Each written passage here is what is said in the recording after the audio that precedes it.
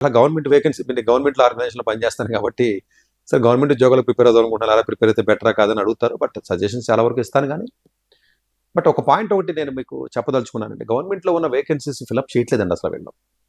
So state governments కానీ central governments కానీ దయచేసి అర్థం చేసుకోండి. ఈవెన్ మోడీ గవర్నమెంట్ వచ్చిన తర్వాత అప్పుడు 2 కోట్లు ఇస్తాం సంవత్సరాలు అని చెప్పేసి 2014లో మీరు గవర్నమెంట్లోకి వచ్చినప్పటి నుంచి మీరు చూసినట్లయితే ఇవ్వట్లేదండి వీళ్ళు.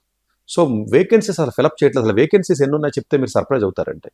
సో అందువల్ల ఏంటంటే గవర్నమెంట్ జాబులతో ప్రాబ్లం ఏంటంటే వేకెన్సీస్ అలాగే ఉండిపోతున్నాయి. అందు గురించి ఫిలప్ అవ్వట్లేదు. ఎక్కువగా ఎడ్యుకేషన్ సెక్టర్లో, మెడికల్ సెక్టర్లో చాలా భయంకరంగా వేకెన్సీస్ ఉన్నాయండి. సో అన్ఫార్చునేట్గా గవర్నమెంట్ చేసే తప్పు ఏంటంటే అసలు మేజర్గా ఉన్న ఎడ్యుకేషన్, హెల్త్ ఇండస్ట్రీని పట్టుకుని దాన్ని రన్ చేయడం మానేసి అసలు అవసరం లేని రన్ చేస్తారు. పిఎస్సీలు, స్టీల్ ప్లాంట్లు అవి ఇవి రన్ చేస్తారు. అసలు గవర్నమెంట్ రన్ చేసి కాదండి, ప్రైవేట్ పడితే అటు రన్ చేసుకుంటాడు. సో ఇప్పుడు ఎందుకంటే ప్రైవేట్ది గవర్నమెంట్దైనా అది ఈక్వల్గా ఉంటుంది కాబట్టి అది పోటీ పడవలసిన అవసరం లేదు. ప్రైవేట్ ఇప్పుడు పెట్రోల్ ఉంది, ఎవడిస్తే ఏముంది మనకి?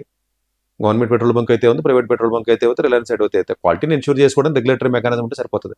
మన కంపెనీస్ మనం రన్ చేయాల్సిన అవసరం లేదు. లేదా వాచ్లు తయారు చేస్తాను, లేదా బొమ్మలు తయారు చేస్తాను, లేకపోతే సిమెంట్ తయారు చేస్తాను, స్టీల్ తయారు చేస్తాను,